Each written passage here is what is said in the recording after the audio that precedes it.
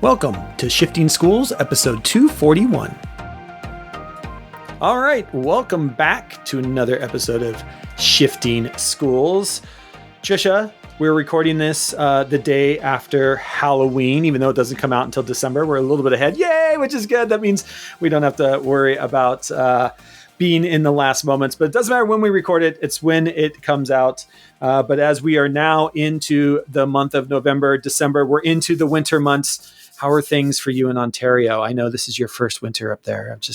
I'm bracing for it. I'm bracing for the cold, but I am prepared. I've got the new winter jacket. So, but yeah, on the back of Halloween, I feel like everything that I have eaten lately has been fun sized, but that kind of works with the theme of this episode because I think today's guest has also so many little like fun sized bits of insight to share. So that works. What about you, Jeff? How do you feel moving into winter time?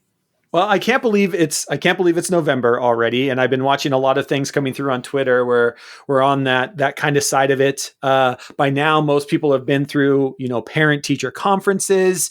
We're in this kind of cruise. I call it the cruise stage. There's a couple times during the school year where you just buckle down.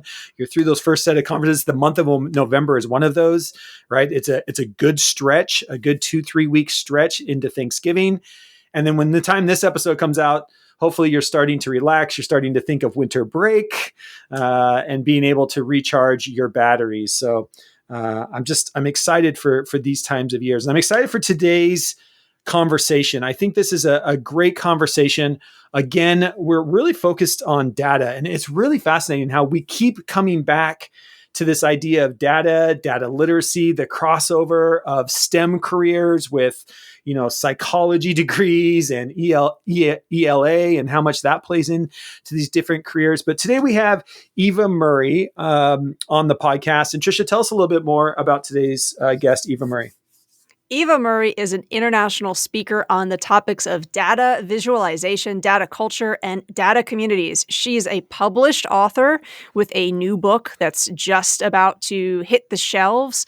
And Eva Murray is a driving force for women's empowerment in the technology industry. You can learn all about the work that she does at evamurray.co.uk. Of course, we will include that link over there in the show notes. So, Jeff, for our listeners, if they were just going to focus on sort of three main points from the episode, what are three headlines that you think we should be listening out for in this episode? Yeah, I think the three things to really key in on through our conversation here today, I think are one, the idea of telling stories with data. And this isn't the first time you've heard this here on the podcast, but whether you are an ELA teacher, a social studies teacher, a science teacher, a math teacher, a language teacher, we can talk about languages today and data around different languages.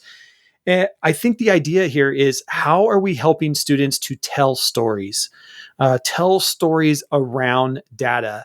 Trisha, every time we do these episodes, that is one of those key skills that constantly comes up. If it's one thing to be able to do the data, know what the data looks like. It's another thing to tell the story of the data. So be listening for some really good tips and ideas around helping students do that.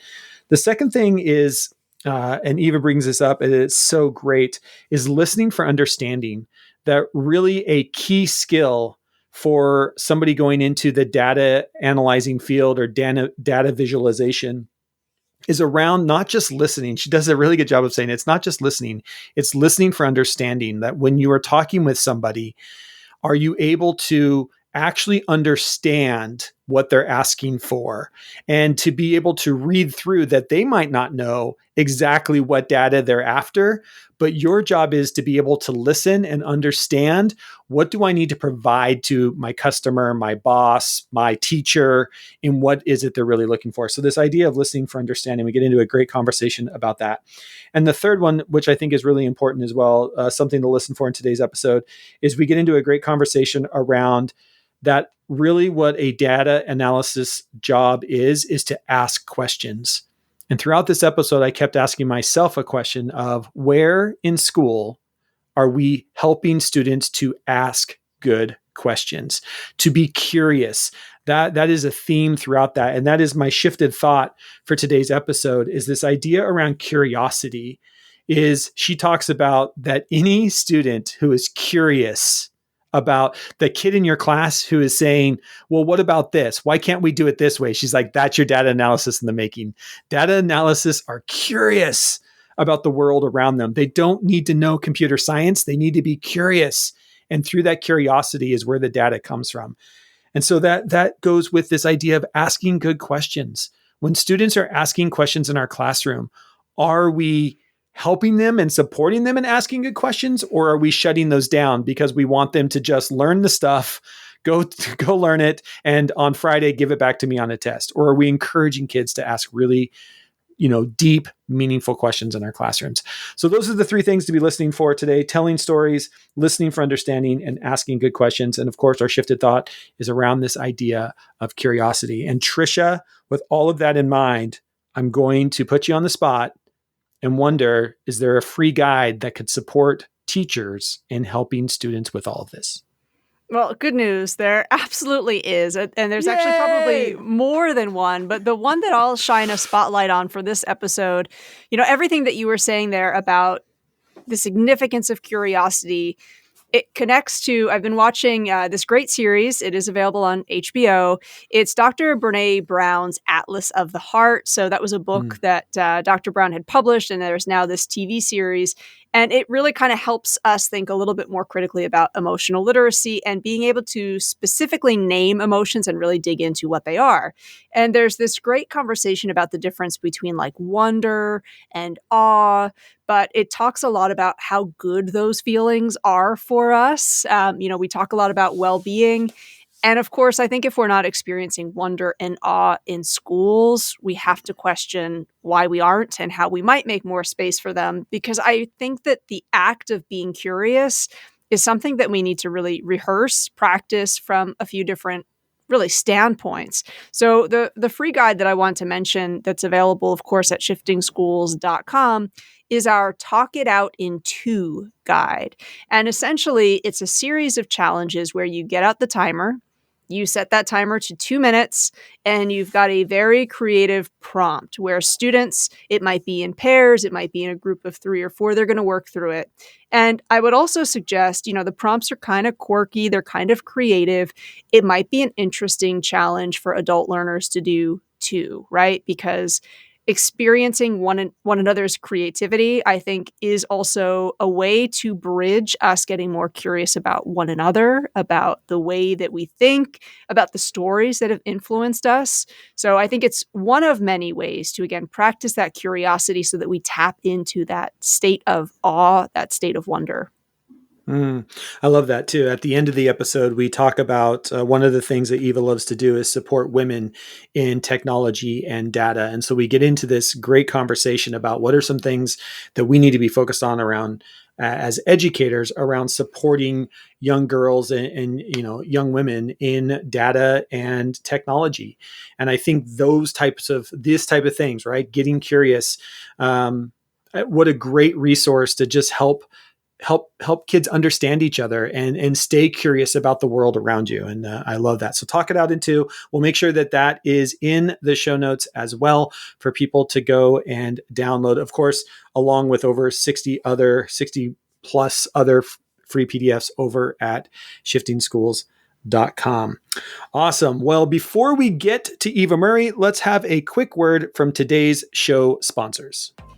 All right. And with that, we're ready to go. Here is Eva Murray talking about data, technology, the book she's written, what are the skills that we need for kids today that we should be working on, and all important, our word of the day, curiosity.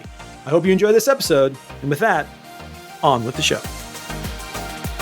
All right, welcome back to another episode of Shifting Schools. I'm so excited to be here with Eva Murray, all the way from London.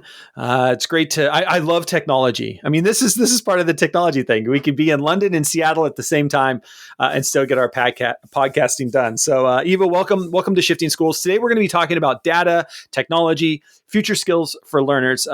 As we get going here, one of the first things that we found when Trish and I were kind of looking over your website and stuff is you have this really great mission. And the mission on your website reads as this: my mission is to help people forge their careers in data and technology through listening to their stories, identifying opportunities and challenges, and sharing my own experiences. Can you talk a little bit more about that mission and what has it led for you in your life? Yeah, thank you, Jeff. It's a mission that really evolved over time. And if you had asked me when I came out of school or out of university if I would see myself where I am today, absolutely not. I didn't have any intention to go down this route. And even when I started working in data and tech, I didn't think I would end up here. So what happened for me is that I had very hands-on jobs with data and doing analysis, doing business analysis, reporting, and those kind of things. And over time, it evolved that I got to do a bit more teaching and helping others to do the things that I had learned to do. And I really loved that. And I recognized, yes, I can be a data analyst, but I'm actually better at being the person who helps people be data analysts. Like that is more my skills and my passions. And so what happened was I got involved in the Tableau community. I got really into data visualization, helping people build their skills. And over time, I figured out actually what I'm passionate about is helping people figure out what they want to do with data. And some people want to be really technical. Other people might want to teach. Others want to maybe write books or write a blog about it. And all, however big or small their wish is of what they want to do with data is something I want to help them with. And so helping them figure out, okay, yes, you might be one of hundreds of thousands or millions of data analysts in this world, but what makes you special? What is the thing that only you can bring? Because a lot of people underestimate their uniqueness. They say, oh, but what do I have to offer? Why would they hire me? It's like, okay, let's figure out why they would hire you. And helping them see that it's not just about the technical skills, that it's also about the human skills and the human side of things. And then listening to what they say and what they don't say. And it's led me to today where in my day job, which I genuinely love and find exciting, I get to work with people who work in data. But I also have a side business of coaching women in data and tech who might be looking for a bit of a, not changing career in terms of leaving data and tech, but maybe changing into a different type of role or entering the industry and helping them figure out, okay, how do I apply what I know and what I want to do? And yeah, it's for me, it's the most satisfying thing to see somebody succeed or pick up those new opportunities. And quite often people, they've done a certain job or they've done certain tasks for a while, but they might not know all the stuff that's out there. So I make it my job to keep the oversight of what are some cool areas people could go into and what's required for that. Can you kind of talk about what are some of these cool areas that people can go into? Because I think this is something, I mean, as an educator myself, I've heard of data literacy. I know that there are jobs out there, but I don't really know, like, what are some of these jobs that are out there that we should be thinking about for kids? Absolutely. And I do want to reflect for a second just on my own time at school, where the jobs we were told about were mostly the jobs you can see. So it's being, going into the medical field, being a doctor or a nurse, going into teaching, like the jobs that everyone understood already. But whatever happens in offices, nobody really knew, unless it was the receptionist. You can see that person. So I love sharing that stuff with people because I think it's so important that we teach kids and young adults more about what could you actually do with these skills, especially with the cool stuff you learn in school, because every single day I use things that I learned in school. And today was one of those days. In school, I never liked translating things. And every day I translate stuff and I enjoy it. I translate really technical things into something plain English. I translate things, different actual languages. And the skills I've built in school are so valuable. But let me answer your question. So what can people do with data? There's the traditional data analyst, I would call it. So people will, in that job, the skills you require are, on the technical side, you would need ideally SQL, so SQL, the language of data. So it allows you to query a database to then get some answers in return. For example, if we think about the retail industry right now, Halloween and Black Friday and Christmas and that time of year is so busy for retailers. They might want to know, how much candy have we sold in different stores? And these are the things that you can ask your database, and it will tell you the answer if you ask in the right way. So it's having the ability to ask those kind of questions, and the questions that the business people ask a data analyst. So the people in marketing or the people making the decisions of what should be in a store, they become increasingly complex, because with all this new data, we can make bigger decisions. We can figure out, oh, actually, if we sold this much, kind of chocolate candy in this store and this much, I don't know, other candy in the other store, like, what's the difference? What's the commonalities? How can we make sure that we always have the stuff that our customers most want at the right time, at the right place? So data analysts are absolutely integral for making many of those business decisions, because they crunch the numbers, they figure out the relationships between many different behaviors and transactions. So what are customers buying? And it's not just candy, it's shoes, it's cars. They access services, streaming services, Netflix, Spotify, all of those companies. Everyone has a customer at the end of the day. And data can help us figure out what those customers want, and not just what they want now, but also what might they want in the future, even just based on their age. Maybe right now, somebody is a little child, they're going to enjoy watching kids' movies on Disney Plus. What are they going to enjoy when they're teenagers?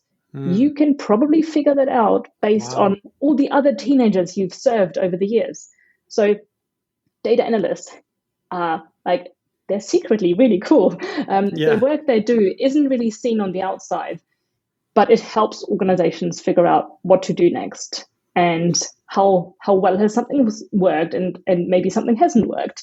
So they can influence those kind of product decisions, but also understand processes in an organization. So if maybe it could be things in finance, I'm trying to make this like really not a business language kind of conversation. So when we look at finance, people need to understand, okay, how much money have we spent on things? How much money have we earned? How much is coming in? How much is going out? And where are the gaps? Or where are we overspending? Where are we actually doing really well? And then we look at production. So if you imagine a factory, how are those machines running? Are they running really efficiently? And could we optimize that? There are so many things every single day in every organization that are supported by data, and where having data skills is really important to helping the organization figure out how to do it best. I love that. And as you were talking, I keep going back to a conversation I had. This was 2015 or 16. I was helping the school district roll out a one-to-one program, and they wanted me to come and talk to their community meeting. It was like a community commerce meeting. And so I went, and it's a bunch of just, people from the communities, moms and dads, business owners, employees, corporation owners, tons of people, different people in the crowd. And we were talking about, the ability to put a laptop in the hands of every student. And what would that mean for the future of this community? And what are the future jobs that are out there? And kind of some of the stuff that you're talking about. And I'll never forget this moment where I'm in the middle of talking about the power of technology to help us understand the data around us. And this guy in the back of the room, his hand shoots up, and I call on him, and he says, look, he's like, you're speaking my language. He's like, here's my problem. I own a company that builds parts of airplanes for Boeing, because we're here in Seattle, right? And he says, we have so much data about our company, about what we need to be creating. He's like, it's all sitting in spreadsheets, but I don't have anybody to tell me what to do next. Mm-hmm. And I thought, oh my gosh. And he's like, what I need. And he goes, here's what I need. And he stands up at this point in the community center. And he's like, here's what I need. I need somebody who can understand spreadsheets, who can tell me where my company needs to go, what we need to focus it on, and make it in simple English so that I know what's best for my company. If there's anybody here that can do that, I'll pay him $100,000 a year on the spot.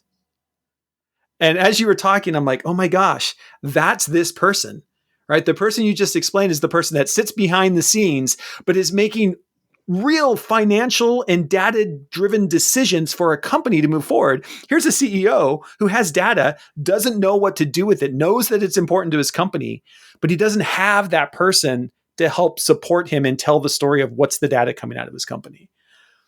I just love that. Absolutely. You know? And I love your example as well. And it's a really good way to explain slow and fast decision making. I think a lot of people who lead organizations, CEOs and others, they are probably quite good at making decisions based on their gut because they have a lot of experience and they can see things happening. But the world has become quite complex. In the past, businesses were a lot simpler. They would produce one product in one factory and they would ship it around the country and that was it. Now we're globalized and we have all this online information. There's so much complexity. They can't do all of that just based on their gut. And whether it's somebody manufacturing parts for airplanes or a sports coach, I mean, the amount of, especially in US sports, they're so advanced. The amount of data that is being used in the NFL, in the MLB, and in other sports is incredible. When I'm picturing basketball actually at the moment. So if you think about a basketball, do you call them pitch as well? Field? Court. Floor? Court. Yeah, of course. There you go. Court.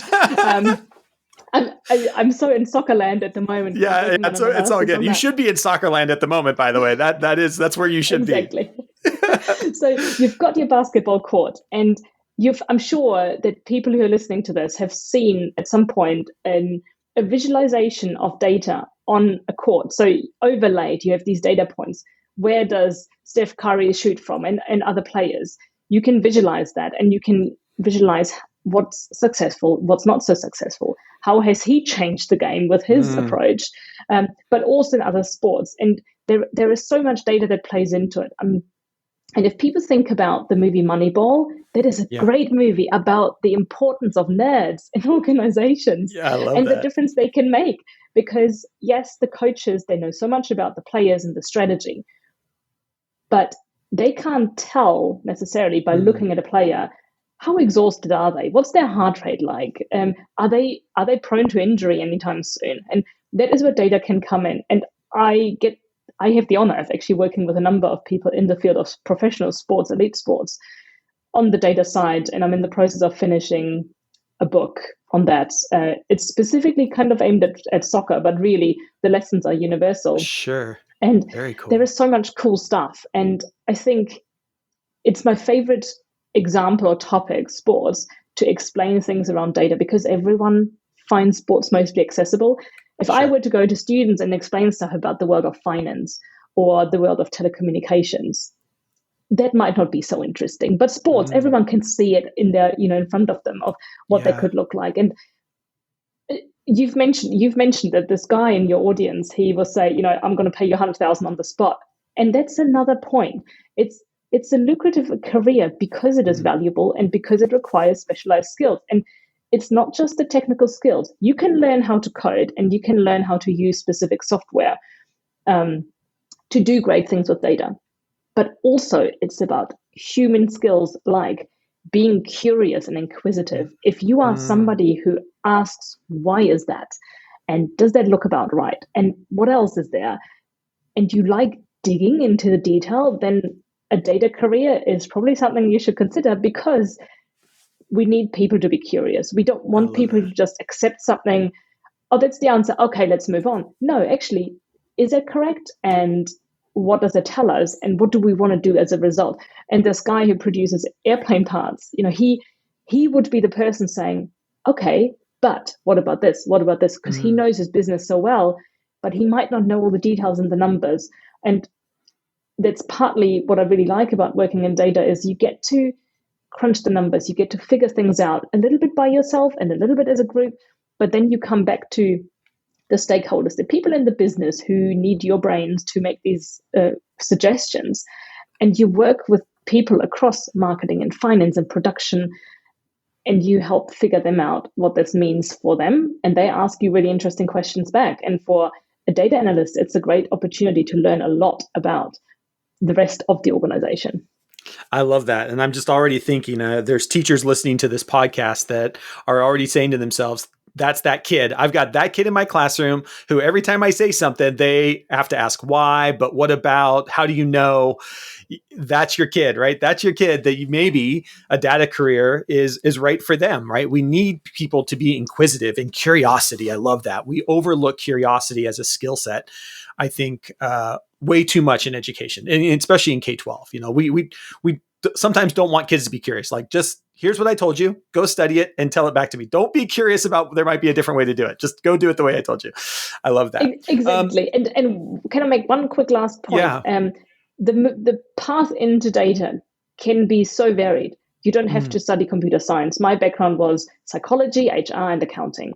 I didn't study anything computer science related. There are people who study history, English, geology. Like, it's not about just what you do at university. And I would say that most university degrees or college degrees include some basic statistics. So sure. I just want to put that out there. It doesn't really matter so much what you do at uni.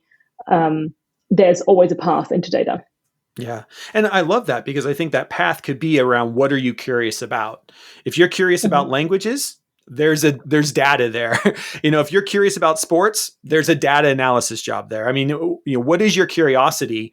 And there's probably a way, you know, into the world. And even in you know, my other life outside of this, my wife and I invest in real estate, and we invest in real estate, but it drives you into the data, because it's all about numbers, right? Like when we have a rental unit or we're flipping a house, those numbers tell us whether or not we can buy a property, not buy a property, how much can we afford to renovate it. I mean, it's all data, and I love that stuff.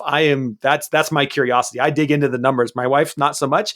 I'm constantly like, look at this spreadsheet I created, and she's like, okay, just tell me what it says. I'm like, but that's not the cool part. Like, anyways, it's so fun, right? When you find your curiosity, whatever that angle is, I think the data kind of comes there, and that's where the jobs, you know, that's where the jobs come from. Let's talk a little bit about the books. You've authored some books that look at data in unique ways. Can you kind of give us just an overview of the books? We'll make sure that there's a link to everything in the show notes. But for teachers and maybe even students that are listening, can you kind of give us an overview of some of the books that you've published, and maybe the new one that you have coming out? Yes. So the first book I published together with my partner is called Make Eva Monday. And it's about this data visualization project that we host, which is all about helping people just practice their skills. So every Monday, they get access to a data set and a visualization, and we challenge them to improve on the existing visualization, hence Make Eva Monday. And in that book, we captured the lessons learned from over a year of running that project, and we focus on best practices for data visualization. Cool. And we include a lot of examples, all in color, in that book, so people can really see, okay, what's good, what's not so good, and why is that? So it's like a basic entry-level book for, I want to build some data visualizations, but I also want to learn some basics of data analysis. And then second book was me writing about building data communities, because this community that we established, it caught the attention of, you know, people and organizations around the world, and it's just a really cool thing to do. And it made me recognize that actually there's something unique about people not just doing things on their own, but doing things as a community. So I use that to create basically a handbook for if you want to build a community inside your organization or outside, depending on what people are into. But a lot of organizations want to build a community around their data functions. How can you do that? How can you bring people together around data? How can you build data literacy, those data skills internally, and giving them examples of exercise and activities they can establish, things to look out for, things not to do that I did wrong, and then what to do instead as well. And the next book that's coming out, so in between I published a small ebook on public speaking for data and tech professionals. Oh, very cool. But there's focus on public speaking, not so much on data. And the one that's coming out is about, it's called Football Intelligence, and we're hoping to publish it in the next few weeks. And the focus is on how to establish a data team in an elite sports environment, with using the example of football. But also, if you already are in that environment, why is data so important? And what else can you do with data? So on the one hand, we want to speak to data people who want to get into sports but we also want to speak to sports people who are maybe lagging behind on their data work and actually bring that up to the level it should be. So it talks about data strategy, about communicating with data managing different stakeholders, the kind of roles that you expect in a club, how would you set up a data team, and such stuff. Yeah, it was really cool. That's pretty cool. I worked on that with two friends. They both work in elite football clubs, and then there's me, the data nerd. So the three of us together, I think, have a really nice complementary skill set of me on the visualization and communication side, them on the sports science and data science side, and that really came together. And do you feel like right now, soccer/football, is this something that they're really looking at? Is analytics becoming something that is becoming more and more? Is that why this book is coming out now? You're just seeing that there more and more clubs are using data to make these decisions? Yes. So the top ones in the Champions League and here in England in the Premier League, they are already doing a lot of great things. What triggered me to start on this book project was I spoke to a lecturer who was actually setting up a master's course in sports analytics. And he said, there are no textbooks out there. And I thought maybe I could write a textbook. And in the end, we decided not to write a textbook as such, but to write a book that could be used as a textbook or as some supplementary work. Because there is very academic stuff out there. Sure.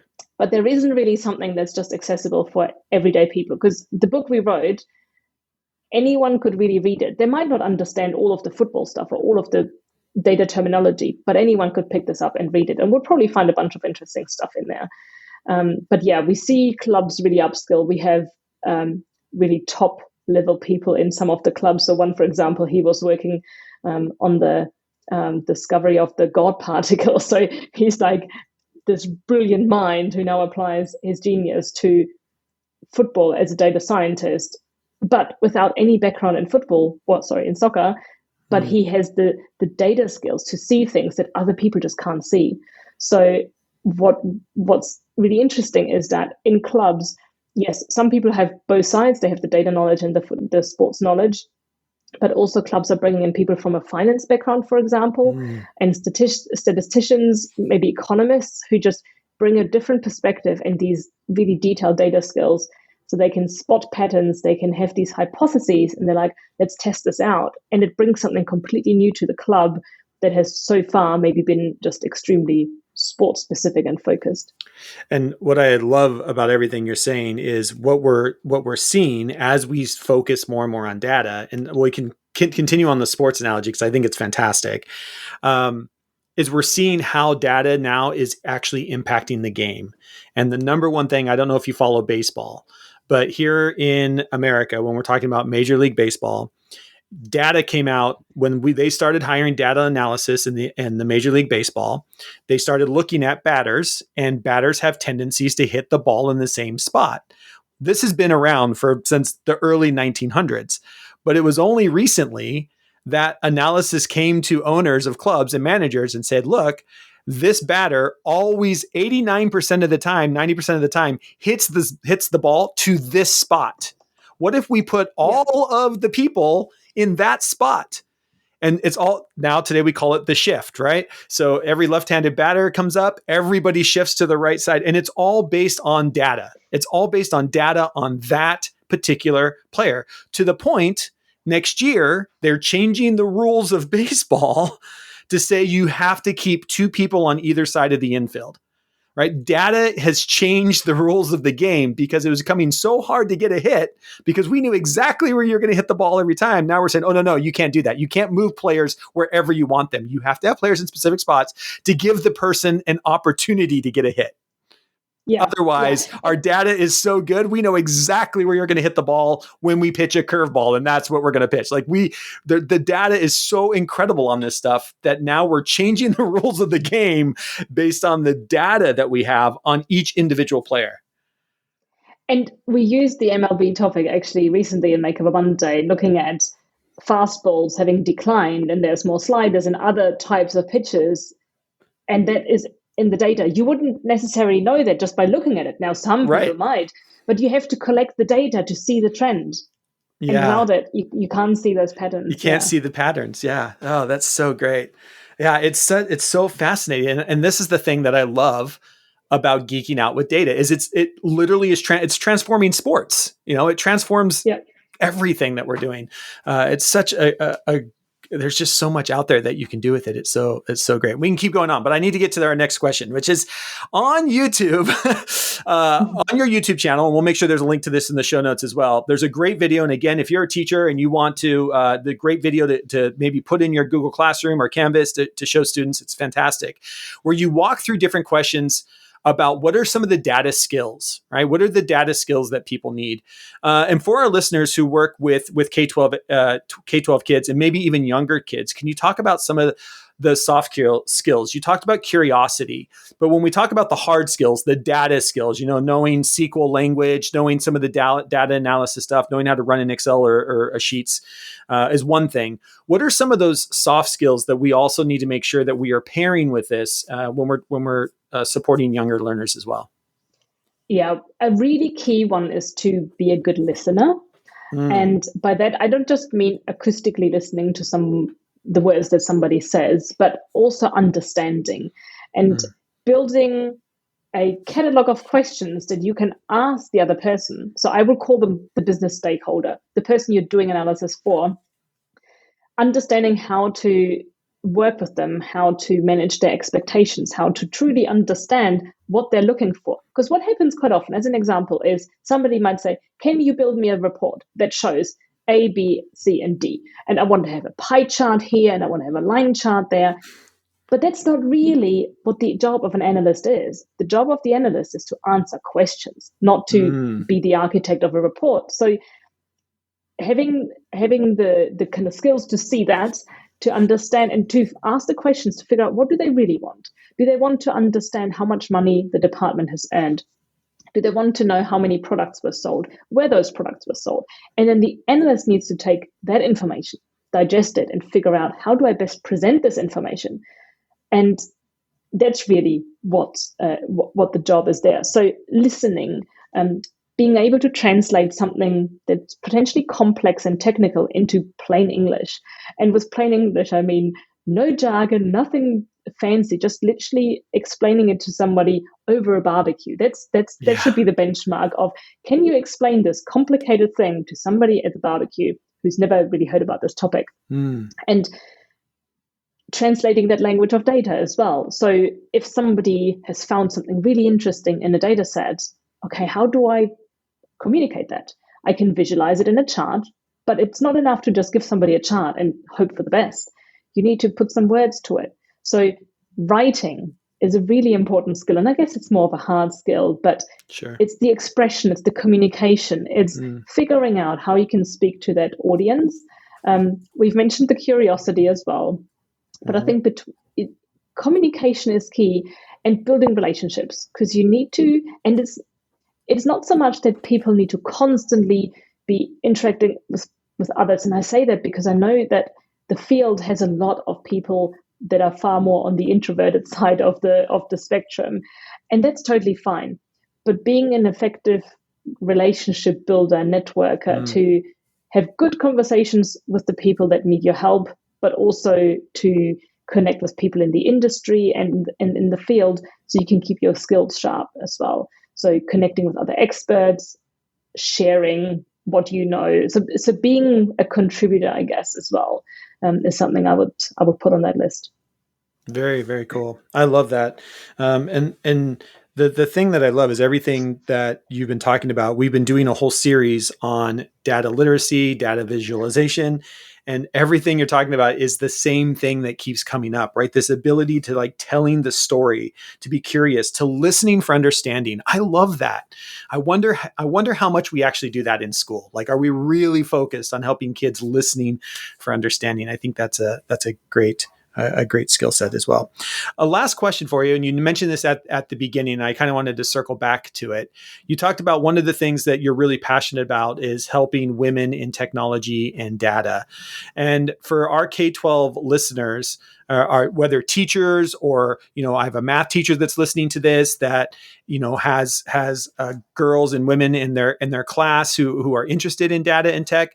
What advice do you have for teachers, for educators about women in data and technology? Any advice that you can give as we prepare this next generation? Oh, yes. If they can do as much as possible to encourage those young women and girls to not discount themselves and to not take themselves out of the race before it's even started. I come from a generation where it was still this assumption, oh, girls don't like math and girls don't like physics. And unfortunately, I had teachers who pretty much lived up to that as well and who were quite discouraging. And it's such a shame. So I think the more girls can be nurtured just as much as boys in those STEM subjects so that they finish school thinking, I can do that. Even if they don't know yet what it's going to be like, that will be a massive contribution, because I think we lose them before we can even grab them. So if I think from my perspective as a professional, by the time I get to talk to these women, they have already entered the industry. But I don't see anyone who's not entered because they were afraid or they felt like they weren't good enough. I don't meet those people because I don't have those connections to education. So if we can encourage, or if we can ensure that pipeline actually, that the women go into college, into university, and that they do maybe internships in businesses so that they can experience how cool it is and how fun it is. Because I think once you're in the field, it's like, oh yeah, this is a cool job. And people in my environment, they are really appreciated, they are nurtured, they are supported. But sometimes there's a big gap from finishing school to actually then getting to that part. And it does require a bit of resilience. And at the same time, also not just focusing on the girls, but also on the boys to turn them a little bit into feminists and make them... I think we need to strike a balance, and this is not just for data and tech. This is across the board in society, where we focus a lot on how can we, protect girls, how can we keep them safe, how can we educate them, but also let's educate our boys to be kind and compassionate, and to not have this war against each other. Because if they all collaborate, they could create amazing things. They might even create a startup before they even go to college if they pull their brains and stuff. I wish there was a bit more, peace and friendship in those situations rather than the competition that we sometimes inadvertently foster. So if teachers if they can create an environment where girls feel equipped and empowered to just say, actually, I'm going to give this a go, I'm not going to check out from STEM subjects, that will be amazing. I love that. And I've been honored. I've got two goddaughters. We don't have kids of our own, but I've got two goddaughters who are both going into the STEM field. And they have that mindset. Like nothing's going to stop these girls. I mean, they're, one's at Tulane, the other one just applied to Yale. I mean, these girls are, and amazing. That's their thing. They're both math geeks, for lack of a better term, and they love it. They love it. It's so great, and as young women, just to see the way that they have been encouraged through their teachers, through their school, that they anything's possible for them. It's going to be fun to kind of watch them go into their STEM careers and see where that lands. So that's great. Thank you for that. I think you're absolutely right. And I think that comes back to one of the key things you talked about, which is just listening for understanding. How do we listen to each other more so that we understand each other more, so we can be curious about the things around us and lift us all up. And I think that's a huge piece of it. I think as we wrap this up, Eva, thank you so much for spending time with us. If people want to learn more about you, about your work, be able to maybe reach out to you, or if there's a student who hears this and is like, I really would like to reach out to her and ask some more questions, where's the best place for people to go? Best place is either on my website, evamurray.co.uk, but also on Twitter and LinkedIn if they have access. You'll find me under Eva Murray on both of those platforms. And I'd love to hear from them. If anyone has questions, I will happily answer them. Awesome. And we'll make sure that links to the Twitter, the LinkedIn, to the website, everything is in the show notes as below. Make it very easy for people so they can click and reach out and contact you. Eva, thank you so much for spending time with us today. Really appreciate your insight into data, technology, literacy, women in STEM. Just a great conversation. So thank you so much for your time. Thanks for having me.